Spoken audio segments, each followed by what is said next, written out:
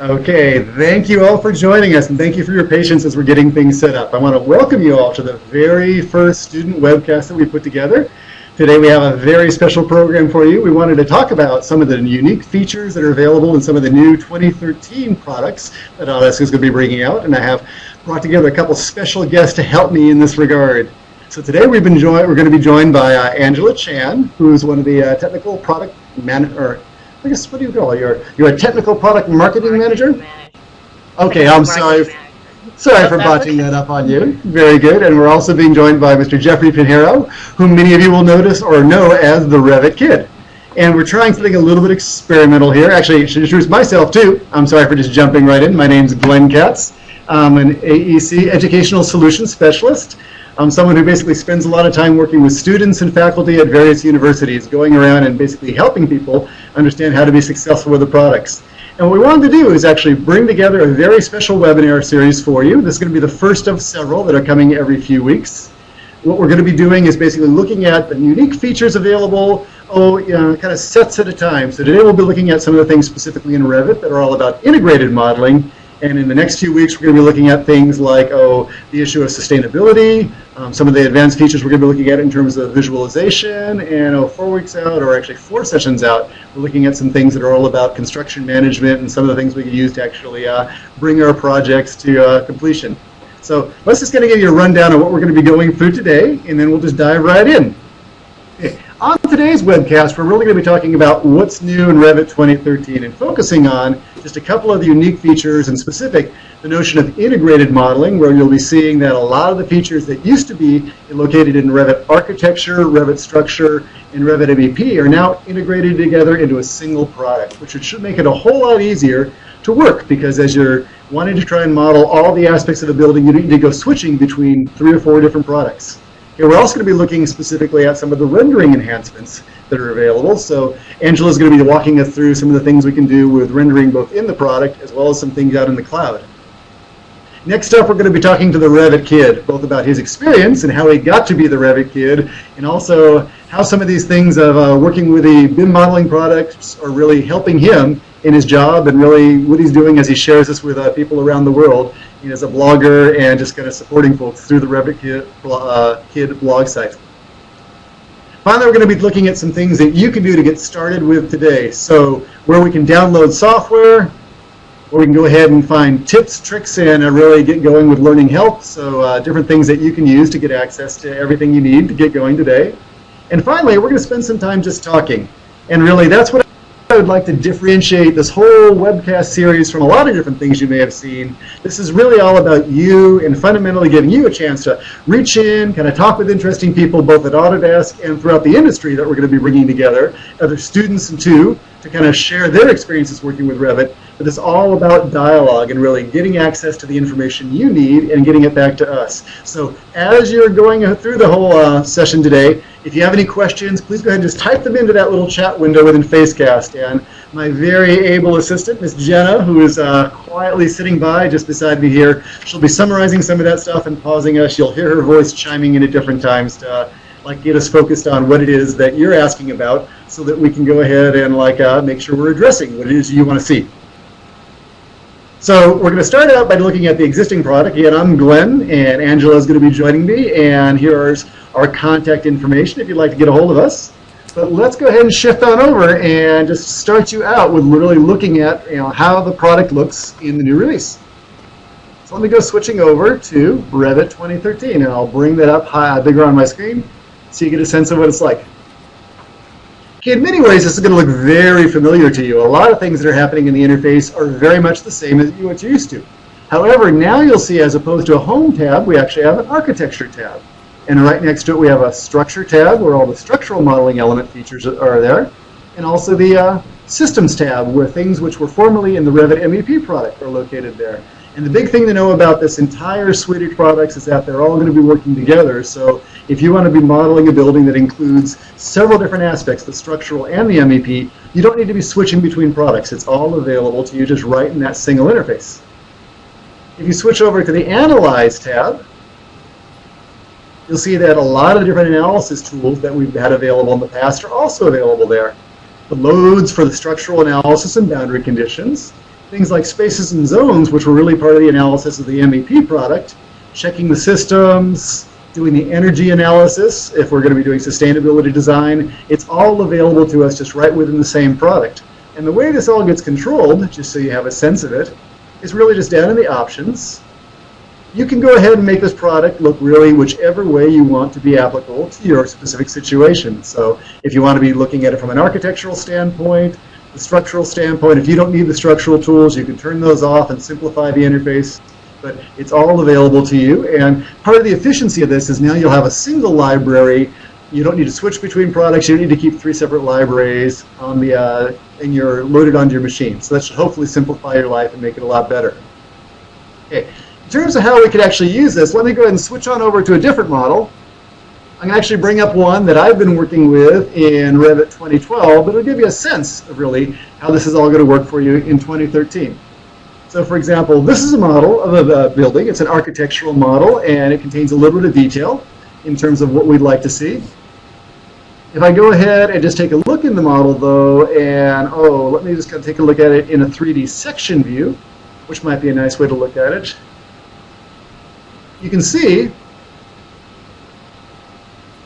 that if I zoom on in, this not only has the architectural elements modeled, it also has the structural elements modeled in here. So I have things like the joists, the beams, all those different systems are also modeled together as part of the same system. Okay. If I'd like to go through and make changes to that, I can make any changes I want to just right within the Revit product. And now, as part of a single product, we can do that. What we can do is, let me go ahead and close up this version of the model. I'll open up the structural version, just so you can actually take a look at that. Here, for example, is the structural version that's sort of driving all that.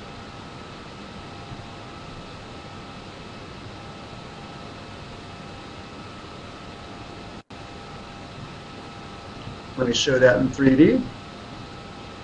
So here's the basic structural system behind all this. If I want to make a change to that structural system, for example, right now these beam systems, the joist systems are currently set at a, say, 14K4, a certain size of bar joist. If I want to go through and change something like that to a 12K5, something a little smaller, I can make that change just right within the Revit interface, go ahead and save my work. And then when I come back over to the architecture interface, my architectural file, let me open that one up instead again. That change will be incorporated over here. So let me open it up on this side.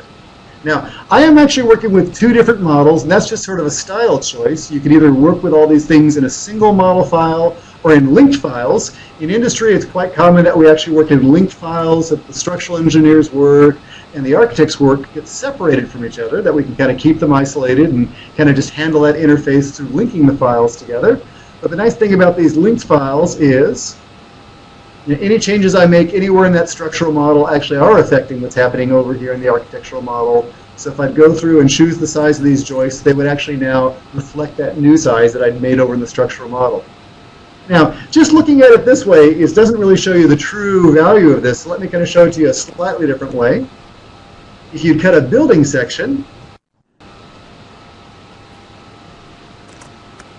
we can zoom on in and you can start to see the architectural model and the structural model working together. And what I've done is actually even put together a call out to look at one very specific portion of the model. And I could take a look at that one. I'm calling that my wall connection detail.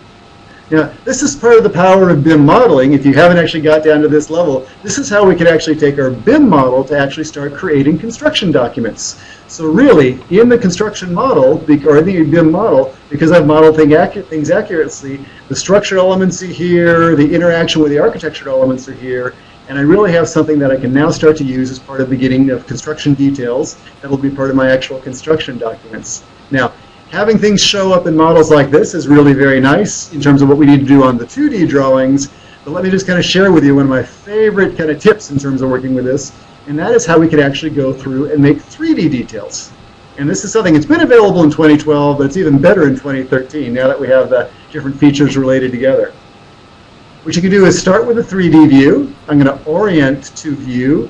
I'm going to choose that section call out, that little wall connection detail. And what it'll do, Revit will automatically zoom on in. it'll actually set up a 3D detail that uses the section box and actually create a true 3D detail for us.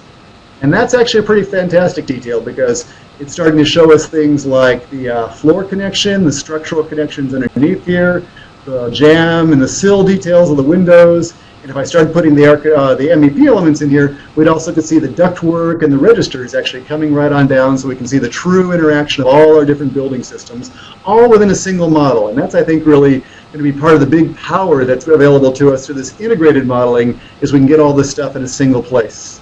Okay, so with that as a little bit of an introduction to the integrated modeling, let me go ahead and actually hand over the screen to Angela. And Angela, can you show us a little bit about the just really the new rendering features and sort of what's available for us on that side? Sure, definitely. Okay, let me go ahead, and I'm going to stop sharing my screen. Okay. And Angela, why don't you go ahead and share yours and take over. Great. Okay, so let me know when you guys can see my screen. Okay, we're looking at it just fine. Excellent. So what we have, a couple of new enhancements, is that if you're using Autodesk Revit that Glenn has just mentioned, another thing that's available to pretty much everyone is something called Suite Workflow. So we have a couple of different workflows which is automated, and you can actually send your Revit model automatically to either Showcase or 3ds Max. And there are predefined settings in here already, so you can see some of these as, for example, Showcase, going out to Showcase as a conceptual model, so all of the predefined environment, the style, the visual stuff, it's all already set up for you. Or if you're looking at a realistic presentation or interactive walkthrough. And so instead of, what that actually helps out is that instead of having to export out an FBX file from Revit and then opening up Showcase separately and then import the FBX file, this actually, kind of increase your productivity quite a bit, which is one of my things that I think is quite nice. Yep. When we're transferring things to, say, 3ds Max, I know some people have had some problems in the past in terms of materials settings, cameras, things like that. Does it transfer all that stuff automatically for you, or how clean and seamless is it? It is pretty seamless as of right now, and I know that in 2013 in 3ds Max Design, there's actually a lot of under the hood kind of work that's been done for models, and including bringing in models where you have a lot of those polygons and so on. There's actually been quite a bit of work under the hood this year in 3ds Max Design. Fantastic. So all the materials and everything, it's also just kind of translate and transfer over. Especially, we've been working on this kind of one kind of material system or one graphic system where all of them are using the same material libraries and so like that. So we're driving hard as Autodesk, working between Inventor, AutoCAD, 3ds Max, Showcase, and Revit itself. Oh, so now actually the same material library is appearing in both places. So if I'm seeing a material that I like in Revit, it's also going to be available to me in 3ds Max? Correct. Oh, fantastic. Okay, super. So now if this is flowing a little more smoothly, would it be fair that we could start by doing quick renderings in Revit, but then when we really need really top-notch, high-quality lighting effects and kind of advanced effects, that we can just take it over pretty easily to 3ds Max?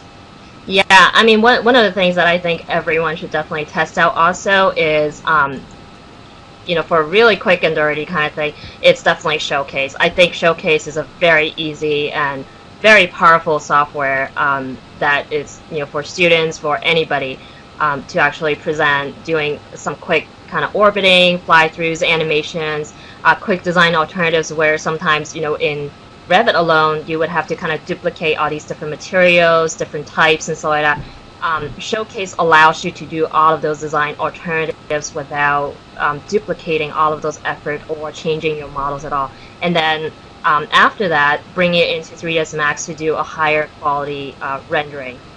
Fantastic. Actually, just for the folks watching, that's really going to be the subject of our next webcast in 2 weeks. So, if you're really interested in Showcase, and it really is fantastic for quickly testing materials and then taking it to that higher level in 3ds Max, come back. That's 2 weeks from now.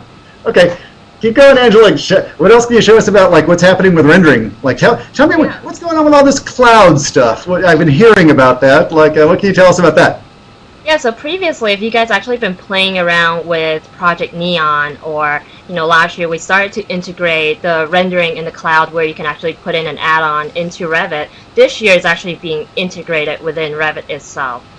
So you can see that in the View tab now, instead of just having the render button, now you have render in the cloud, and then the render, and then you can also have it rendered gallery, which previously it was just an add-on. So once again, it's just quickly, there's some predefined settings, and I'm actually not logged in, but what you can actually define is either you can do a still image or you can actually create a panorama view. So I just open up, once it's done rendering, it will send you a notification and you can open up your gallery. And here I have a panorama view. Actually, help me understand this. So with the cloud rendering, okay, if I have one of those really major renderings that's going to take the next 8 hours to do, and I run into this in the student labs all the time where you put a piece of paper over the machine saying, please do not disturb, because everyone's trying to get it. Oh, Jeff's laughing. I can tell he's been here too. It's like, now I can actually send it off to the cloud and go get dinner or come back tomorrow morning? Correct. I mean, or you can just keep on working within Revit. It's just going to send it out to the cloud, and if you need to, it doesn't hold up your computer at all, so you can just keep on working, or you can just go ahead, like you said, go and grab a lunch or dinner or whatever and come back. And so now, one of the great thing about this is that, with the panorama view, you can actually, it makes you stand in a kind of a position in the room, but you can actually orbit 360 and looking up and down as well. It kind of creates a more powerful interactive way of creating animations or even rendering of showing your presentation, rather it be in school or anything like that. And this is quite powerful that I think it's definitely something for everyone to definitely play around with. And you can also create quite nice and high quality just still images as well. And once again, it's just sending it to the cloud. You don't have to hold up the power, and you don't have to even place in any lighting. So in here, if I don't have any lighting fixtures, it has a little bit of light from the outside, but if I try to render this in Revit itself, it's probably too dark. But there are some predefined settings of exposures and all kinds of things that you're already preset within the cloud that you can actually set. Fantastic. So it's going to figure out some of those for me, so I don't have to stumble around so much? Correct. Yeah, exactly. I love this idea of moving from still images to really these much more immersive, like virtual reality experiences. For explaining your designs, it's really pretty cool to be able to stand in that building and pivot around as opposed to only focusing on a single snapshot. Yeah, definitely. I think, and it's endless that we're going to be going with this. So, and one last thing that I actually like to just really talk about is another great, I think, visualization enhancement that we actually had in 2013 is by going into, now I just have a 3D, kind of showing in 3D perspective views. And one thing that I can do now is actually setting a custom background. Previously, if, the background, I would say, within Revit is not the best thing in there, is not the nicest thing. But now we can actually, a lot of times where we actually have to export out the image and then replace maybe the sky and so like that within Photoshop, you can now actually import that sky image into Revit and actually create a more decent, kind of background if you would like. And it actually works for perspectives, elevation sections, as well as perspective, isometric, or any kind of views. And it also works in not only the hidden lines, but it also works in realistic or any shaded and so like that. Another enhancement now that I'm just changing it to realistic view style is that all of my entourage, that's including plants, people, and so like that, it's actually going to become a realistic view. So you can see that now all my plants, all the people are actually appear kind of photorealistic. And if you actually have lighting in there, it can also, you can create some settings and so on and create shadows, and it actually passes and reflect the reflections and all kinds of things. Fantastic. So it used to be we would have to do a rendering to do these. Now we can actually get them just right in the realistic view. Correct. So great. So think about this, guys. If you have a studio review coming up in 5 minutes and you don't have time to do that rendering, just turn on realistic and get that screenshot really quickly, and you'll have something to show and people can react to it without having to go through hours of rendering to go ahead and make that happen. So thank you, Angela. Wow, that looks like it's going to really be incredibly useful for people who, not that we're always working up to the deadline, but we always seem to be working right up to the deadline, and that looks like it's going to be really, really helpful. Fantastic. Well, thank you for sharing that. Any other last little tidbits you want to just tease us about that to look for in 2013, or? I mean, there are also, if you guys like to play around with it, there's also something called the ray trace mode now. So it's actually an interactive views where you can actually, once again, it's creating this rendered image within your model, and you can actually start to orbit the whole model around. So if you don't want to send it to the cloud or doing a panorama views, you can also do that within Revit itself. Fantastic. Thank you very much, Ms. Angela. Please hang around because I know we're going to have some questions for you in a little bit here. Okay. Let's go ahead and shift our attention just a little bit. We're going to actually move on over to, I'm going to grab the screen again here ever so briefly, and I'll pop on over to, see if I can actually find this for you, Mr. Revit Kids site. So, Mr. Jeffrey Pinheiro, welcome to our show. I'm very happy you could join us and share with our audience kind of some of your insights on all this. I am very... Thanks for having me. Oh, my pleasure. I think for a lot of people, is this the first time a lot of people have seen you? How often do you get asked about that logo and whether or not you really look like the Revit kid? Yeah, most people don't know what I look like. It is true. I've even had kids in my own class who've recognized my voice and didn't know it was me until they heard my voice from the videos. But they do know the logo. It's incredibly famous. If you haven't been out there to the Revit Kid blog spot, it's something I follow very regularly, and everyone should. It's amazing the information you pull together. It really is my one stop for really getting a lot of the information about what's going on in the BIM world. So I have to congratulate you for it. It really is an incredible resource.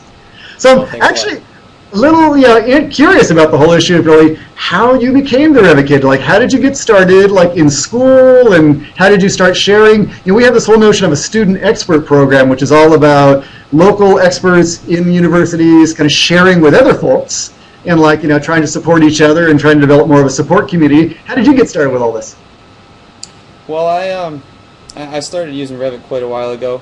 I started on AutoCAD. I did the SketchUp AutoCAD thing, which I'm sure a lot of people who aren't using Revit right now probably are doing the same thing. And it wasn't until about Revit 2009 when the mental ray renderer came to Revit that it really started becoming a very powerful tool in school, especially. And it wasn't until I started college where I started actually using Revit.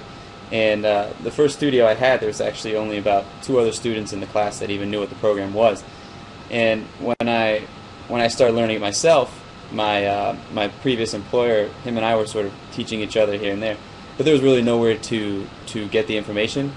There was David Fano had his blog, which had quite a few videos on design reform, and there were some of the other bloggers who were out there, but there wasn't really a how-to or someone really to email and ask questions or just anyone to really talk to. So I sort of had to learn on my own.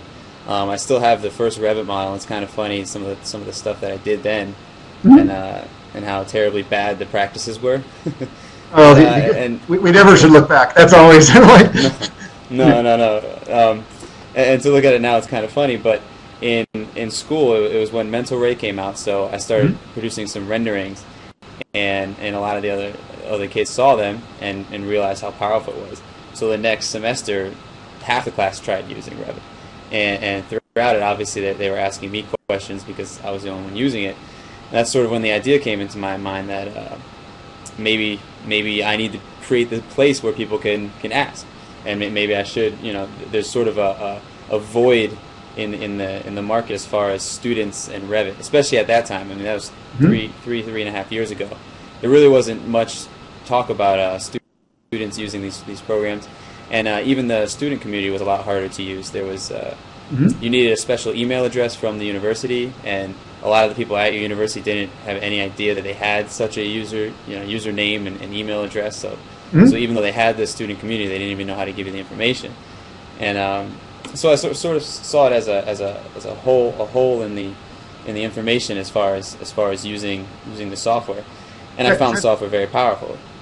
Fantastic. Well, I'm curious now because now you're out of school and you're working. So, like, tell us what you're doing now, and really, how did your BIM skills and really everything that you learned as the Revit kid really factor into your job and what you do today? And just I want to try and inspire the students listening, about what the value of like some of these skills and really how relevant it is towards really for people searching for jobs today. So, what can you tell us about that? Well, I actually am not out of school yet, believe it or not. Oh! I still do have a year left of the master's program at University of Hartford, so I'm almost there. But, okay, fantastic. But as far as in the professional world, it's pretty much been my biggest asset to the company I work for. There's sort of this push now for a majority of the firms, especially in my area, to use Revit, and it's almost to a point where they feel like they have to, and which is a good thing, because I'm obviously a big advocate for BIM, and granted, I'm biased towards Revit, whether you're using Revit or not as a BIM software, but there's a massive sort of push to use the software. A lot of towns are actually starting to require BIM software around me, and most people seem to equate the word BIM and Revit around here. So when I was out looking for jobs, which was actually the firm I work for now, I only looked about 2 years ago. It was a terrible market, and even myself with my credentials was finding it very difficult to even just get people to look around. No one was hiring at the time. But knowing Revit and having the sort of background I did and the website itself definitely helped me to get the job, and now I'm one of the main people that you call in the firm for Revit help, and it's really been the biggest asset. And I tell everyone in school too, all my friends, I tell them they want a job now, learn Revit. Fantastic. You want to work now, you need to learn Revit. So if you were passing along those words of wisdom, it sounds like one of them is if you want to work, learn Revit. That sounds very good. Pretty much. It seems like it's. I mean, obviously there's plenty of other aspects to working in an architectural firm, but as far as a foot in the door, whether you want to be just a designer or you want to be something else, as far as you still need your foot in the door, especially when people are very, very hesitant to hire now. Got it. Revit's definitely one of the ways. Got it. And in terms of learning Revit, do you have any recommendations? Because I know, like, for me, searching the blogs, finding some of that stuff is really fantastic as a source of information. Do you have any like tips for like where people like should go? Yeah. I'll show something called the BIM curriculum in a little bit, which is I'm biased towards because I worked on that. But yeah, go ahead. Where would you point people towards as good learning sources? Well, obviously my website has quite a bit of information. I've got over almost 800 posts now over 3 years' time, and over at least half of them are Revit tips and tricks. And you can always email me as well. My website, my email's on the website. There's Revit City, Augie. There's a couple of information that you'll see out there. But really, you really kind of want to. Obviously, you want to search, and you're going to get stuck. But you don't want to get frustrated, and you do want to work through a lot of the problems yourself. Because I found myself learning Revit, being able to sit there, even if it took 3.5 hours to put in this silly door and a curtain wall, you learn something doing it. It might seem crazy and time-consuming at first, but then later on it might take 5 seconds to do, and you realize. But now there are a lot more sources. Oh yeah. There's a lot more forums out there. There's RevitForum.org. There's all the bloggers that I always post to and link to. So there are a lot more sources out there if you do get stuck. But I think honestly working through it yourself is one of the best ways to learn the software. In fact, one of the things I really appreciate about your blog is you do so much cross-posting that if you're just going to follow a single source, you're actually a great one because you do cross-link so many other people. So it really is a great starting point. Like for going out and grabbing. It's an interesting community. It's Fantastic. An interesting community, and it is very small. So there's a nice link between all of us bloggers, and as long as we send each other back and forth to each other, there will be plenty of information out there. Fantastic. Okay, well, before we open it up to just completely for questions, I want to just point people towards a couple of resources that are really good things they should know about, just in terms of learning and understanding what's out there and like all that good stuff. So, like one site I have to point everyone to is the educational community. So you all want to know about the educational community because it has a lot of good things out there for you, including the ever popular free software. So basically, if you're at all interested in working with these tools, you have access just to whatever you could possibly want. There's really, it seems like it's almost the entire product offering is out there in terms of all the AutoCAD tools, the Maya, Motion Builder, Robot, Showcase. It's just all out there, and it's available for free. So there's really like no reason not to be out there trying these things and working with them. And for most of these things, it's a 3-year license you get to work with. It's just a fantastic resource that's available to you. So everyone should know about the educational community, and that's at students.autodesk.com. I'll kind of show some slides that have all these URLs for people to know about those, again, at the end, but you should know about that. Another great resource I want to let people know about that I know a little about is something called the BIM curriculum.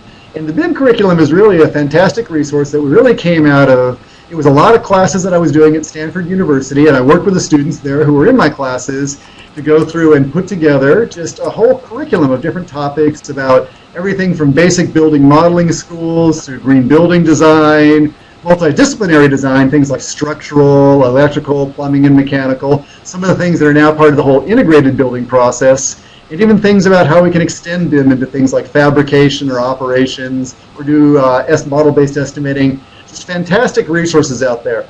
For each of these different things, if we go through and we want to look at kind of a lesson, you'll find not only kind of lessons and exercises for us to work with, but if we go into the individual lessons, you'll find like little 4 to 5 minute videos that explain what's going on, links to data sets you can download to actually start playing with these things, and just exercises, things that you can actually use to start practicing. So it's just a great resource for getting started, and a lot of people actually sort of start to learn some of the software this way. So we did this not only for faculty to be able to incorporate this stuff directly into their classrooms and get started, but also for students to be able to kind of just go out and start experimenting with it on their own. So the BIM curriculum is actually a fantastic resource for people who are interested in like just learning this stuff to really get an awful lot of learning. There's somewhere over 12 hours worth of videos out there right now that are available, kind of covering a lot of specific tips.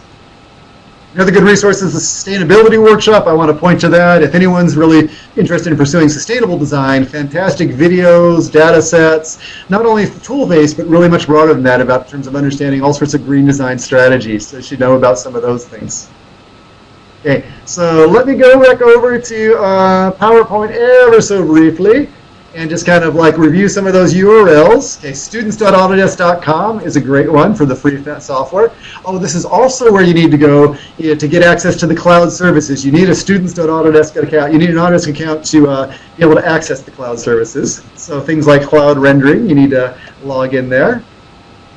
If you want to get started today using Revit 2013, you can't download it from the student community just yet, but you can go to this URL, usa.autodesk.com Revit trial, and download a trial version, use it for the next 30 days until we actually have the rest of the infrastructure in place to be able to get you a license so you can kind of keep on working with it. So know about this one if you want to start playing with Revit 2013 as soon as this webcast ends.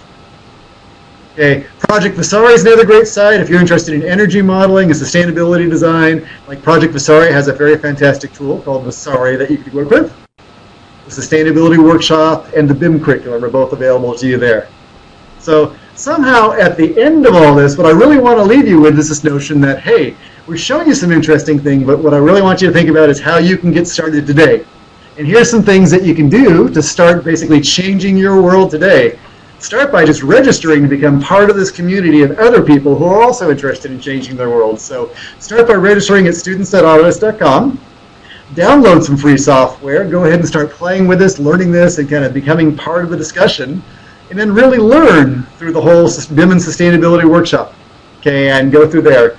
And then it's misnumbered there, but the point's still the same. Yeah, and I want you to start thinking about how you can start shining today, how you can really be using these tools, these capabilities, and what you can illustrate in terms of your brilliant designs through these tools to start showing really the world, the quality of your ideas and how you can actually start illustrating those and sharing them with other folks around you. So make a difference by actually creating models that you can share with others and really start shining today.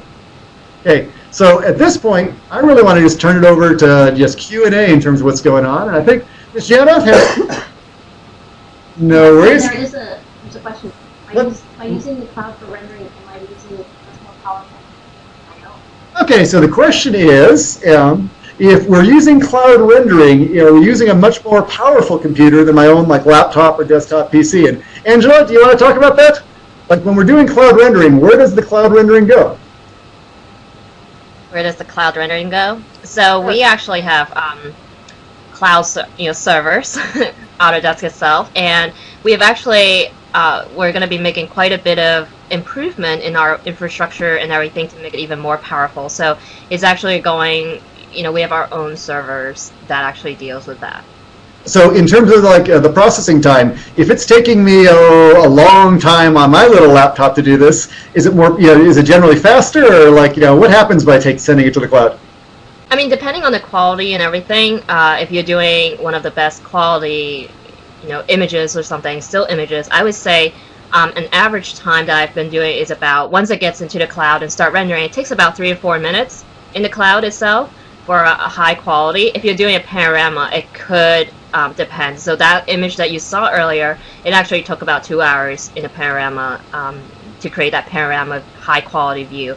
But once again, it doesn't interrupt, or you don't even know that it's actually taking up any of your RAM or any memory in your computer. So that's the benefit of it. Okay, and panoramas are really made of a lot of stitched individual images, a lot of images in there. So really, compared to on my machine, if I'm doing a high quality rendering, it could take 10 or 12 minutes. You say you're getting them back in like 2 to 3 minutes or 3 to 4 minutes? On the high quality still images, yeah. Fantastic. And we're going to continue to improve on the infrastructure within the next few months. So. Fantastic. Miss Gianna, what do you ask? There's another one. In 2013, will the cloud feature just be trial-based? Okay, so we got a question about, in 2013, is the cloud rendering feature still a trial-based sort of run? Or like, what are the terms for using that right now? And this is one, I think, I'm not sure, I have sort of a partial answer, and I think maybe Angela, you might have sort of a partial answer there too, where right now, basically, students have access to 25 renderings, so 25 cloud renderings. So I'd say go ahead and use those wisely. You don't want to go ahead and use them for drafts and things that are very, very quick. Okay, but you basically have this limit of 25 of them as part of the free trial in terms of what's going on. And Angela, can we say anything more about it at this time? I don't think really, honestly, it's been decided really well about how to roll that out. Or what can you say? Yeah, I completely agree. I think we're still trying to work out all of the how it's actually structured and so like that. With your subscription account, if you actually have one, like Glenn said, I think for students you have 25 cloud rendering that's available to you.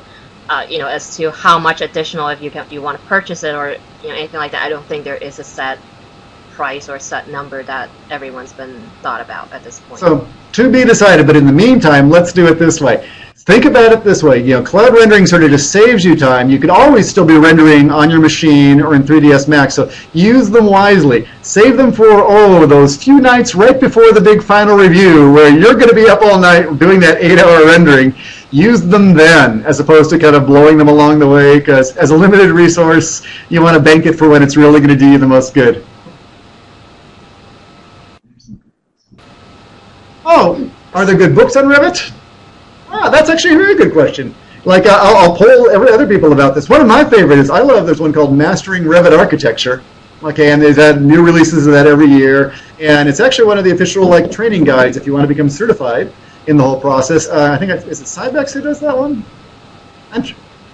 Mastering Revit Architecture. That's actually a fantastic one. How about from your perspective? Or Jeff, if you were going to recommend a book on for helping to learn Revit, what would you recommend?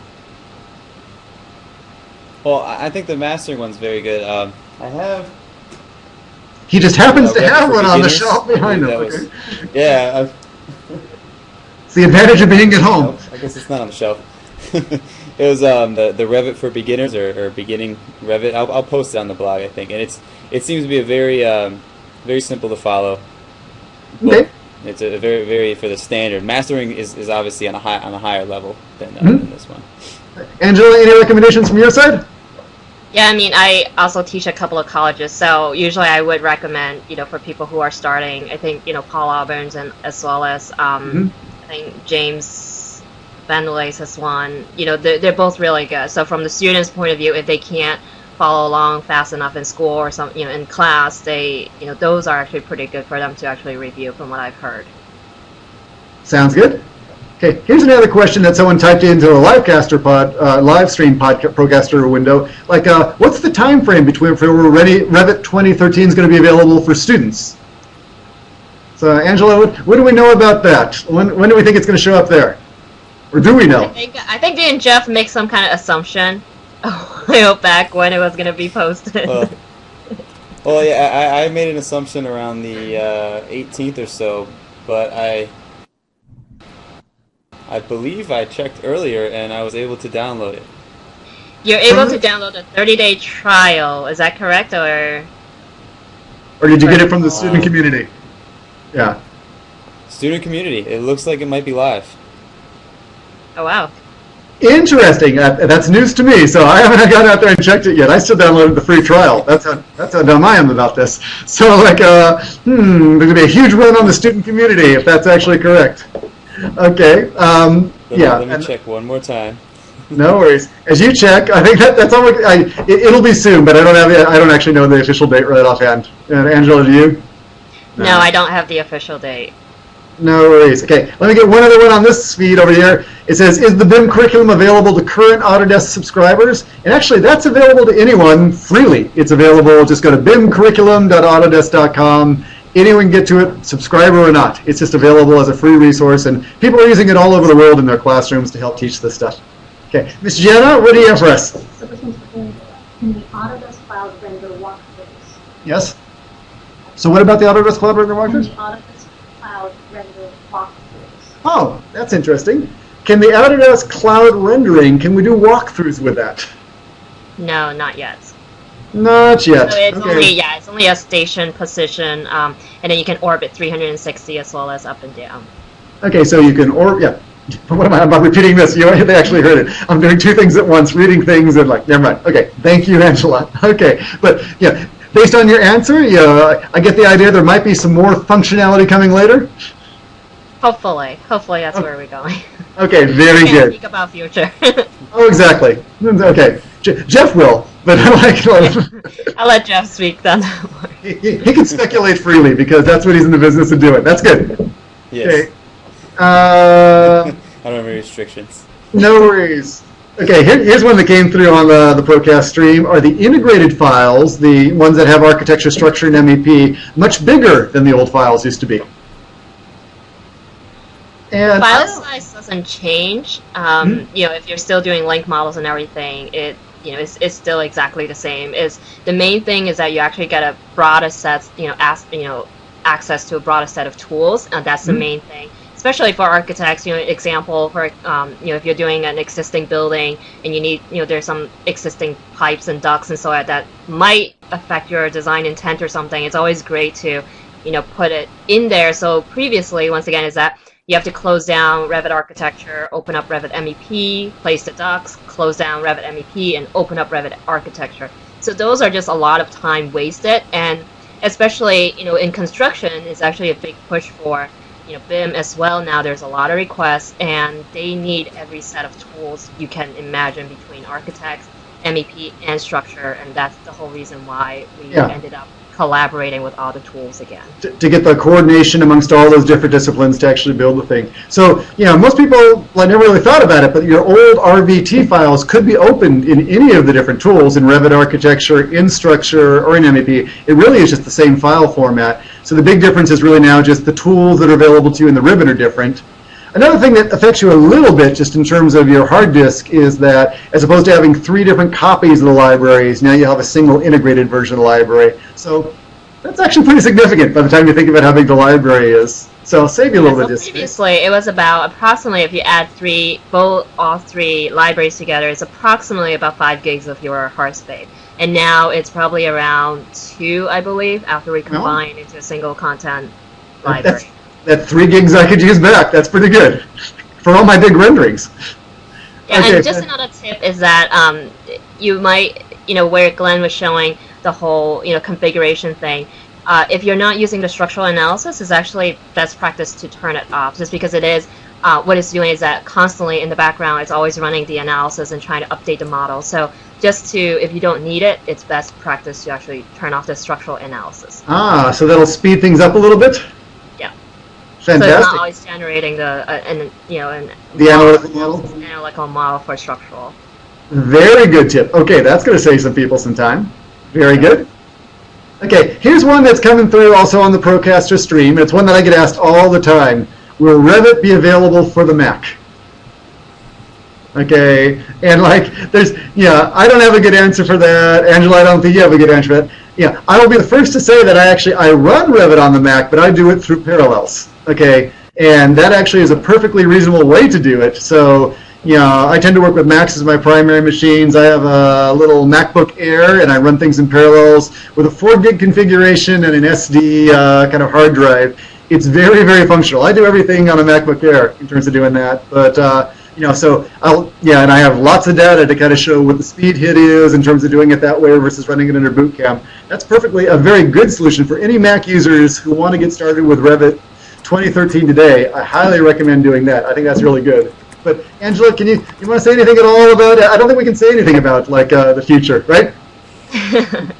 How about the way that everyone always puts it to me is, do we want to have absolutely no features for next year and have a version for Mac, or do we want, what is more, priority? What is more important for everyone? So, there's always a balance, I guess.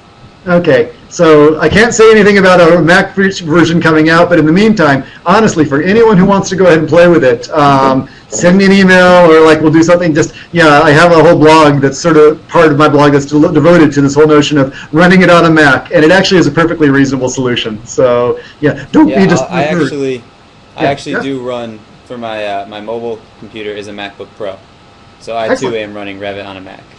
Ooh. Okay, very good. Okay, so there are some solutions there.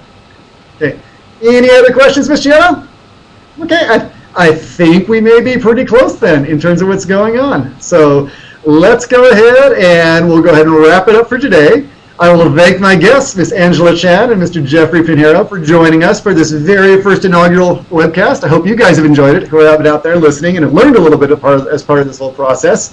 We're going to just keep this going. So again, what to look forward to as we move ahead is every 2 weeks or so, we're going to have another one of these webcasts. And next one's going to be all about visualization, looking at Showcase and 3ds and some of these visualization techniques. 2 times out, it's going to be all about sustainability and some of the tools that are available there. And there's really some very cool things in Revit 2013 about materials and thermal properties and how we can use our BIM models to actually sort of do our energy analysis with a lot more accuracy now. And then a little bit further out, we're going to be talking about some of the construction management features. So a lot of cool things. Just go ahead and keep yourself watching the website where the webinars are listed, and we'll keep you posted on some of the exciting ones that are coming up. Okay, so any final words, Miss Angela or Mr. Jeff? You want to say final parting remarks? It was a great event. Fantastic. Mr. Jeffrey? Thanks for coming, guys. Hey, thank you all for joining us. Okay, we'll adjourn for now. This webinar is going to be sort of recorded, or it has been recorded. It's going to be posted on the website for anyone who might have missed it. But you guys are here, so you wouldn't have missed it. But let people know for someone who might have, who would actually get some benefit out of this. And we'll hopefully see you next time. Thank you for joining us. Okay, you guys take care. Bye-bye. Bye.